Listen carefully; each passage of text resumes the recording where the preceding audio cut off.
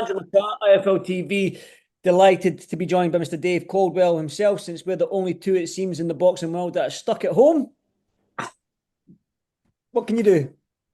It is what it is. Listen, you can't beat them all. Exactly. I've got an excuse. I've got Ellis Price box in January 11th. So yeah, I can't go anywhere. We're deep in training. So yeah. Well, my excuse is I probably don't have one, but No, to be fair, my excuse is I'm saving up for February 22nd. I'll be honest with you. That's yeah, the one. that is a thunderous card, man. I cannot wait for that one. That is definitely the card to be out there for. If you've never been Yeah. to Saudi Arabia and you're a fan, that is definitely one to go out for and experience it. But however, there is a fight night on Saturday coming up, Dave. The rematch, Alexander Usyk and Tyson Fury. Now, again, I sort of, I think I've said this to you before, and I've said that to a few people. Um, is it as simple as this? Now, when you look at Tyson Fury's first fight with Wilder and compared to the second fight, he came in 12, 13 pounds heavier. And instead of trying to box Wilder, he went on the front foot all the way over that front knee and he just kept on trying to put the fight to him. Is it as simple as that? Completely different. Mm. Completely different. The How? first the first and easiest point to prove or to explain why it's so different is because in Deontay Wilder, you had a front foot come forward knockout merchant looking to land that right hand, using his lead hand just to measure, and let go of that straight, long right hand. You knew that he didn't have great footwork. You knew that he's very upright and he's not going to be able to box on a back foot. So by having the plan of using his size and pushing the man backwards, and if you can get him onto the back foot, he wouldn't know what to do. Alexander Usyk has been used to being put on the back foot the whole of his career. If you look through his cruiserweight record, his cruiserweight career, everybody's tried to put it on him. His style, no doubt, the majority of his amateur fights, the amateur fights that I've seen in boxing, he's always on the back foot, back foot, back foot. Look at him as a heavyweight, back foot, back foot. He doesn't like move as much as what he used to, but he can do. He picks his moments to do so because he has to be more efficient because of the weight he's got. But ultimately, he's used to people coming at him. So no, it's not as simple as that. Oh, put on the weight, do the exact same thing as what he did against Deontay Wilder. And also, without disrespecting Deontay Wilder for his achievements, Deontay Wilder's boxing skill set, IQ level, Yeah. they don't come in comparison with Usyk. So no, in answer to your question, it's not as simple as that. I take it like when you look at Usyk, you've mentioned what he had close to 300 amateur fights, two-time undisputed in cruiserweight and at heavyweight. Has he seen it all? Has he seen every single style the boxing world has to throw at him? Has Usyk seen it? Um, it's more than likely seen the majority of it. I mean, probably the most unorthodox man that he's been in the ring with is Tyson Fury. But, however, what I would say is that Fury has, for me, he has to be more aggressive, but he has to be more tricky. Mm. And the old Tyson Fury, the trickiness, the unorthodox style that he possessed, that Tyson Fury would cause Usyk a lot more problems. But we haven't seen that for a long, long time, and I don't, and that sort of style is very hard to do as you're getting older and older. Um, I'm talking. Um, he has to be more efficient with that style than what he used to be when he was younger. Mm. Using his moves and his flicking, and his moving, his pulling back, his leaning, he's dropping the angles, and he's switching from orthodox to southpaw. All that sort of stuff is quite high energy. I don't know if he can do that sort of stuff anymore. But in rather than doing things like that, maybe if he is more aggressive in terms of what he wants to do, he's a little bit more aggressive, um, more commanding, using his physical height and reach advantage, but still having like a loose and non-punch, his non-punching activity with his lead hand, Yeah. having it nice and long and just flicking and playing about and almost matching Usyk a little bit for that and not committing too much with his lead hand, but edging his feet in, and putting Usyk under pressure that way.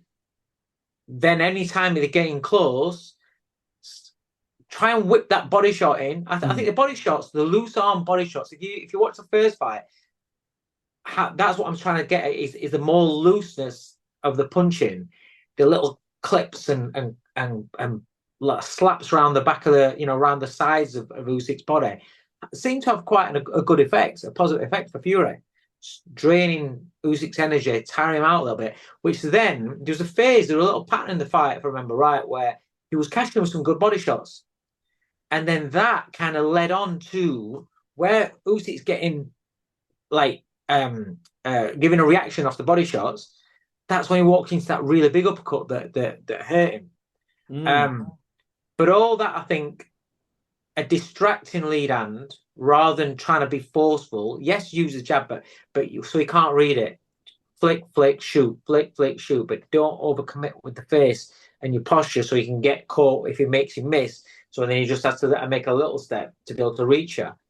Sitting back a little bit, but edging your feet forwards behind the length of his lead hand. And then when Usyk has, because I always said going into the first fight, Usyk to win, he has to work incredibly hard to get past the height and reach to attack, to land, and then to get out again without getting caught on the way out. And I just feel as though Fury was a little bit upright, very, very upright in that fight, where it made it easier didn't make it easier, but it was probably a little less dangerous for Usyk to commit and to fire and to get back out of range again. So yeah, I do think he does need to be aggressive, but I also look at that first round of Usyk, and I don't think anyone gives Usyk enough credit for those first couple of rounds where Fury probably did think about coming and holding center ring, but straight away Usyk was landing backhand, straight left hands to the body. He was finding straight away, bang, bang, finding straight away, jabs to the body straight away. So straight in your head, somebody starts landing that backhand straight away. It was just, whoa, hang on a minute. And you'll feel the weight of them. And those body shots also slow you down yourself, disrupt your breathing, slow you down, tire your legs out. But he got the range straight away, Usyk did. And I feel, yes, you need to be more aggressive in your mindset in what you want to do with him. But I do feel as though you need to frustrate Usyk. Don't let him don't let him land anything. Just frustrate him, and he's just touching, kind of like teasing him in and then whipping those body shots in. It was his whipping body shots that I feel as though were a great effect. I'm glad you mentioned the body shots because it leads me on to my next question. Is body shots the key to this fight as well? And I say that because there is obviously that sort of, if you want to call it a rumor, or I think that this saying's going around that Usyk doesn't like it to the body with the Joshua when he hit him to the body. I think all the way through his career, he's shown as well, the Bacoli spar, and then obviously the Daniel Dubois, whether you're in the low blow or not in the low blow team, yeah, he still didn't like it. But also in the amateurs, also in his crew. When I was preparing Tony for the fight with it, I saw that as the chink that you're looking, thinking, how the fuck do you beat this guy? And I remember seeing where he gets caught with a shot, and every time he gets caught with a shot to the body, he moans and says that it's a low blow. Or he's always done it. So this way with Dubois and everything, it's not a new thing. He always do. Part of that's like playing the game with a referee and thing. But another part of that is because you don't like, whether it hurts or not, you don't like getting hit to the body. So yes, that's a huge factor in the fight. But also we saw evidence in the first fight that the body shots did have an effect on Usyk. We did see that. But also Usyk's body shots on Fury have an effect. It wasn't as blatant, but where you see him unraveling in that ninth round, and yes, he gets caught with a headshot, but the legs completely go, and the reactions slow down in somebody that's pulling back and using his quick reflexes. when you get hit to the body, chest, body, those reactions slow down. So the shots that are just missing, you're missing. As your reactions get slower, the shots then can catch you. Your own punches, from being sharp and whipping, become a little bit more cumbersome and a little bit slow, and the timing goes a little bit on them. And then as you're looking to throw that right uppercut to the body or to the head, or he's trying to look round. I can't remember what it was and how he got caught with the shot. I think he got caught that rattled him, that completely took his legs away, was in the moment as he was throwing. A little bit sloppy, a little bit slower, but part of that will have been from the body shots. So body shots for both fighters in this fight is key. But I think a big factor that what Fury needs to bring into his game for this fight as well is the minute that they do get up close, it's not just a case of grabbing up and you getting a breath. It's a case of leaning all over him, pulling his head down. Like, again, a little guy that's in with a bigger guy being leaned all over, and think it takes a lot out of you. Do you remember at the end of and I'm not saying it's the same as this, but at the end of Lennox against Mike Tyson, if you watch that fight, Lennox throws his shots, grabs, leans on, throws his shots, two shots at a time or whatever, one shot at a time, hits him, leans all over him, and then as the fight goes, you see Tyson's legs, Tyson's strength starts zapping. It does that to the smaller guy, and I kind of think that Fury's got to do that kind of thing with Usyk. Every time he lands a shot, every time they get up close, instead of Usyk being able to nullify or anything, just don't use it as a moment for you to catch your breath and do nothing. It's almost like an aggressive way of catching your breath. Get your breath, but you make sure that you're the one that's mauling and leaning all over him. You've only got to do that a couple of times around, and you start taking the energy out of a fighter. And not so much. It's not so much as make it an ugly fight, but really, just make it. When it's at your range, as in Fury, when it's at your range, make it so you are just so long to get to. Are so far, and he has to work so hard to get, and be prepared that when he starts spinning, when he's looking to spin that side, if Fury drops into his right hand side and just pause, gives him a little touch as he knocks him off balance. He did it a couple of times where he just guides him off, stiff arms him off, and things like that. And just because he's so big and so long, he's got that weight behind him. It kind of like sometimes maneuver you out, but I just don't think he did enough of that. But you've got to remember that these points where Furies can look at and think, well, he can actually do these things, because he's done them before, can he actually do them at this stage of his career now?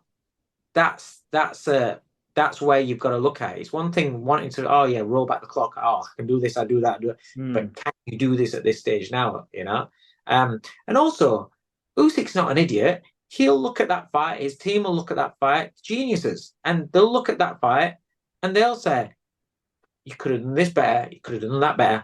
Look how you was dipping into the uppercut. After you got hit with the first one, you didn't stop doing it, you kept doing it, and you walked into another one. It wasn't just one uppercut he landed.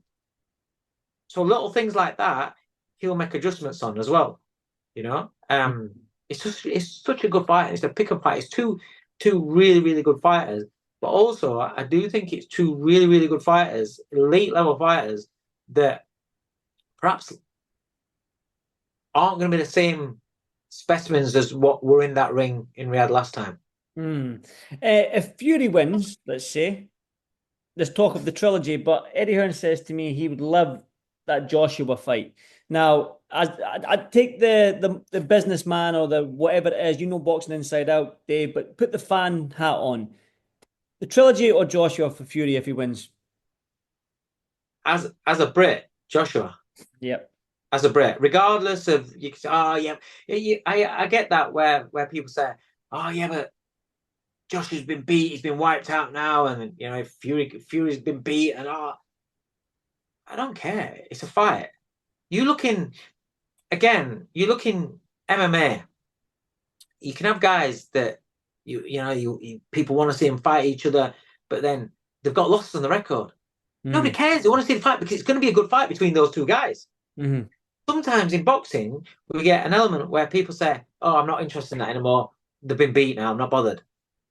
They passed it. Yeah. But who cares? He got beat by somebody else. You still don't know which one comes out on top when they fight. They were beaten by other people. Let's see who's the best in those two. I don't care. Whatever, there's still a level, it's not like Mayweather Pacquiao where it's like way past the best. Don't get me wrong, I don't think they're at the best now. But let's find out now, get it done, and see who's the best in those two. Because regardless of them, whoever they're getting beat by elsewhere, we don't know what would happen if Tyson Fury and Anthony Joshua fought now, the versions that they are now. And then you'll always have that, you're always going to have the debate at the best, who wins. Nobody will be satisfied, because whoever wins now, the fans of the person that got beat will say, yeah, but at the peak, my man would have won the fight. That's boxing. That's opinions. That's fans banter. That's great. But let's find out who's got, who's got the upper hand at this stage now. That's what I'd like to see. Well, let me ask you this then. If Usyk wins, right, who right now in this current crop of heavyweights, I mean, you look at like the Zhangs and the Bakolis, and I'm talking about those sort of ones that are on the up that probably should deserve that world title shot at some stage. Who about the crop that hasn't fought Usyk yet has the best opportunity or the best chance of beating him? I'm going to answer that by saying this. If you're Usyk, you look at his resume. Forget about the first one, Chad Witherspoon. He fought Chisora, had to deal with the strength of Chisora just moving up into the division, like a shock to the system, a feel for the division. He's had 2 fights with Anthony Joshua. He'll have had the current WBA, is it the WBA champion in Dubois? WBA regular champion, IBF champion in Daniel Dubois is fought him and beaten him. He'll have had 2 fights with Tyson Fury and beaten him. What else has he got to prove? Why is he going to hang around at 38, where it's so much wear and tear on him, and it's so hard because he is the smaller man? It's physically very demanding. Do you really think he's going to hang around for somebody to have a better shot at beating him because he's now going on the other side of the hill? I don't think he does. I think he retires. If he beats Tyson Fury, I think he's done. I think he's done. But there's nothing else to prove. And me, as a fan of Usyk and seeing him all the way through his career, I would want him to walk out. I wouldn't want him to go in there and have a tough fight or get beat by somebody else. I wouldn't want that. I think he's fought the elite. He's done. He's done him. Daniel's now the kid that's coming through, and everyone's looking at as oh, he's the new man to take over the division. Perhaps until somebody else like an Atuma, and then he's got a rival there. It's also a domestic rival.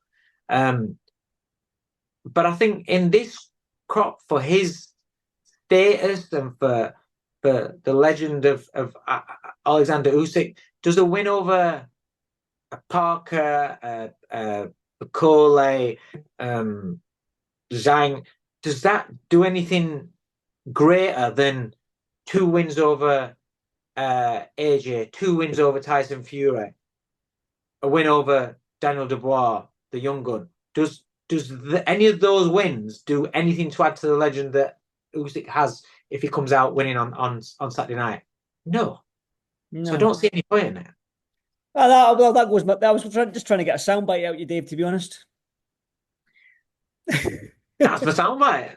I'd maybe you say Big Zhang or Bakole or something, but you know what? No, I want to see all those guys fight each other. We've got Daniel Dubois fighting Joseph Parker. What a great fight! And Parker, 100% nailed on, deserves his opportunity. Great fight. Has Bakole got anything slated yet? I don't think so. I honestly As don't know. who's Zhang fighting? He's fighting Ajit Kabayao, isn't he, on February 22nd? So there you go. That's it. So that's a good fight. Bacoli needs to get in mix as well. I do like. I want to see Bacoli against the winner of Jan, Daniel Dubois yeah. and Parker. That's a fight. That'd be a real. Can you imagine if Dubois comes through that? Can you imagine Dubois against Bacoli? Hmm. That'd be a great fight. That would be one where you're just going to see a slugfest. That would be such a good fight. No, I agree. I totally agree. You mentioned the tumor like there's looking at that card on Saturday night, what other fight tickles your fancy down on that card? Well, the one that I wanted to see and one that I was looking forward to see ain't happening now. Mm. In McCann McGrail. Yeah. Absolutely, I'm gutted with that. That was the one that I was excited to see. Other than the other one that's not happening now is Madrimov and Boschek, because that would have been a Ishmael hell of a fight. Davis, though. But Ishmael Davis, Yeah. now I'm very listen. I like Ishmael and I think he's a really really good kid. Great human being. I wish him all the best in that fight, but that is a really tough fight. It's a really tough fight. But it's one of those. He's in the gym. He's living in the gym. He's training all the time. He's got no fight day. Training, ticking over. He's been a professional fighter. That's his job. So he's just in the gym, got no fight day, wait for a fight day. Phone call goes, do you want to jump in? The biggest opportunity. And Hmm. this, I imagine financially, it's going to change his life. Brilliant. But on a boxing level, it's an opportunity to take himself somewhere where he, where has he been boxed? What is he realistically? Is he at the moment? Would you? He's probably English title level to English towards British title level, isn't Yeah. it? That's where he is in his career at the moment. Before Josh So Kelly, you would say so. Yeah, yeah. there you go. So he's jumping. It's like when you play these board games and it's like jumping on 10 steps. He's literally jumping straight up. He's got a great opportunity in Bocek. I mean, if he can pull that win off, unbelievable. But if he puts up a great performance and gives a really good account of himself on short notice, having the balls to step forward and saying, listen, I'll do it.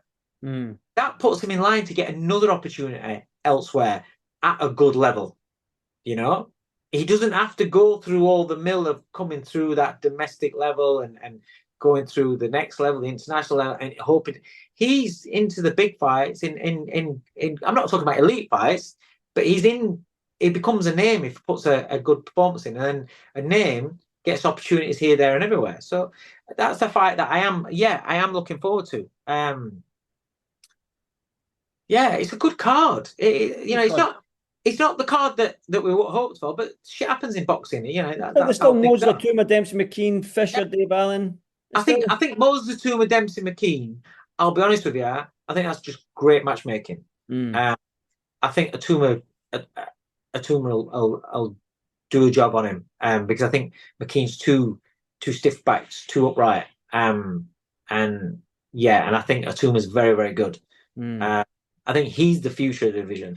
Um, if he's brought on and he's not rushed, but not he doesn't have to have slow breaks on, but just getting the right fight. Listen, Queensbury, Frank Warren throughout the years, he's developed fighters and brought fighters through so many times. So he's with the people that are gonna plot the steps and bring him through. It's just if he's as good as as the potential that he's shown, Mm-hmm. then I'm really excited for him for his career going forward.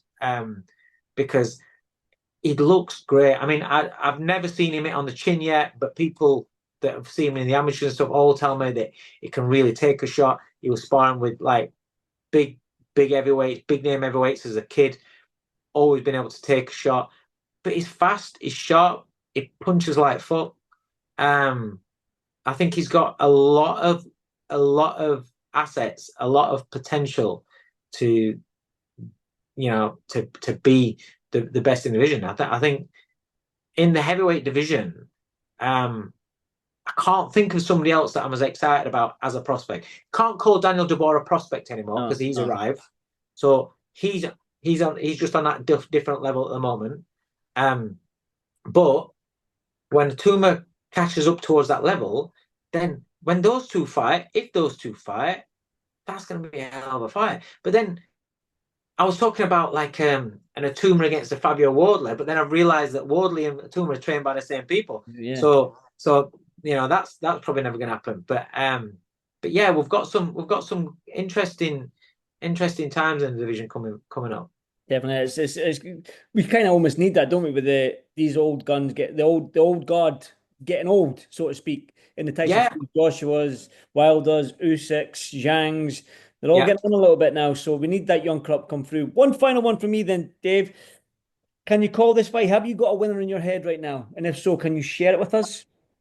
Um, I did tip Usyk in the first one. Um, and I did say he'd have to work so hard to win the fight. I just think the same again. If if he's capable of doing it, I don't. I've said this a couple of times. The wear and tear when you're a smaller man competing in against, it's the land of giants. He his style has meant that his career has been so physically demanding all the way through because he's so active, so active. Everything he does, high energy, work, work, work, movement, work, work, work. So it's not just the fights that you watch him. Watch him as a cruiserweight. Look at the work, the fight. He had some hard fights. Hook, Breedis, people like that were hard, physically demanding fights, very hard fights. But it's the preparation, having that style, being so active. I'm not saying it's not the same, but high volume fighters. I had Jim McDonnell, high volume fighter, not the biggest puncher, but so it means they have to work so hard Yeah. to move, punch all the time, and it's just so physically demanding. They have to work so hard in the gym, and they have to be at certain unbelievable fitness levels, and then each fight is always physically hard, and most of the fights go the distance. So all that is wear and tear. The training, rounds and rounds of sparring. You're not knocking people out in sparring. You get rounds and rounds and rounds and rounds and rounds. Now, when he moved up to heavyweight, then he's giving away his physical attributes, and all of a sudden you're getting clumped around. Whether it's you're getting whacked on shoulders, in the body, in the head. These are by guys that are a lot bigger than you. Now, yes, the Chisora fight was physical, so he'll have had to have sparred people that are very, very physical. He's not fought guys where you think it's going to be a chess match, so it's quite easy. And then you look at the AJ fight, you look at the Fury fight. AJ is like 6'6", so you got to be getting sparring partners that are big, big lumps. Fury 6'8", 6'9". Again, sparring partners that are big lumps. So all this sparring is very, very high, intense, hard work, physically demanding against big, big guys.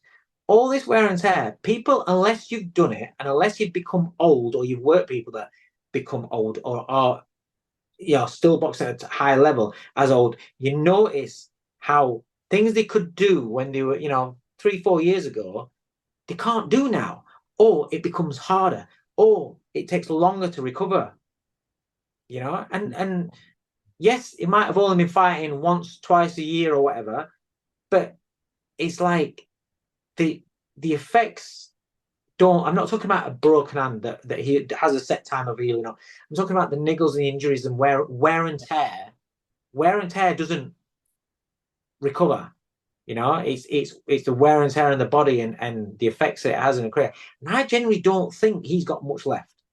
And I think I thought the last fight, when I looked at him at the end of the fight, I thought, I wonder if he's going to fight again, because it looked like it was so physically demanding. It looked like he didn't have much left. So if he can go to the well once more, I think he wins the fight. But if he's not capable to go to that, and if Fury can get back to add a little bit more dimensions to his game than what he's been showing recently, because you've got to think about a Fury as well. When was the last time he looked great? Because we talk about the second Wilder fight, but it was against Wilder. And that doesn't, that's we without being disrespectful, we knew he had a good right hand, but that's it. Mm. Against Ngannou, the third Wilder fight, we've took a hell of a lot out of him, and that was a horrific fight. Like technically, fucking one of the best fights you've seen at heavyweight to watch. But they were just bouncing bombs off each other. The Ngannou fight, he gets dropped. He took some big shots in that fight. And then you look at what happened in the Usyk fight as well. So he's not the same man. So I genuinely think it's who's got what left. That's how I see the fight going down to. And I think perhaps because of the way that he's looked after his body, looked after, he's lived his life throughout his career, even though he's a bit older, and even though I'm going on, yet he'll have had a lot taken out of him, on this heavyweight campaign of his. I think Usyk pulls it off. I think, but Yeah, it's such a fine margin. They're so evenly matched. Yeah, That's the thing. They are so evenly matched, and they're both very, very tricky, very skilled fighters. It's just you just don't know. yeah, it's an intriguing watch, and I can't wait because I think both of them, or maybe more so, Fury's going to come in with a different game plan this time round rather than being on the back foot, and that's kind of what I'm intrigued to see how Fury approaches this fight, and if it works. But also, if like I'm hearing lots of rumors about Fury going to come in a lot heavier. If he comes in a lot heavier, does he gas out a little bit quicker? And if Usyk's still there, because Usyk's very good at riding out bad moments. Yeah. And he rides them out quite efficiently as well. So he doesn't make big movements, trying to get out of it. He's tucks up tight, nullifies or gets on he uses his great legs, getting off to that side, gets his head back, then goes back to work. And then while you've expanded a lot of energy, he's making you work straight away. So you're not getting your recovery time. Honestly, it's such a good fight. And I don't think there's any kind of result in the fight, whether it's points for either or a stoppage for either, that nothing would surprise me. No, I agree, and that's why I really am looking forward to it. And you know me, Dave, I'll probably be on the phone to you Sunday morning to get your reaction to the winner of this, and we'll see if you're right. We'll see if you called it right. If it's if it's a tight fight and Usyk nips it, but we'll see. Have you been wrong before in the past? I'm always wrong. I went wrong on the last one. Dave, as always, it's an absolute pleasure to speak to you, mate. Thank you so much for taking time out your Monday evening or Monday. Yes, Monday evening. I'll say 5 o'clock evening time. Thank you so much, mate. And like I say, I'll probably catch up with you on Sunday to get your reaction to it, if that's okay. Thanks, mate. Cheers. Thanks very much, Dave. Appreciate it, man. Thank you. Cheers, mate.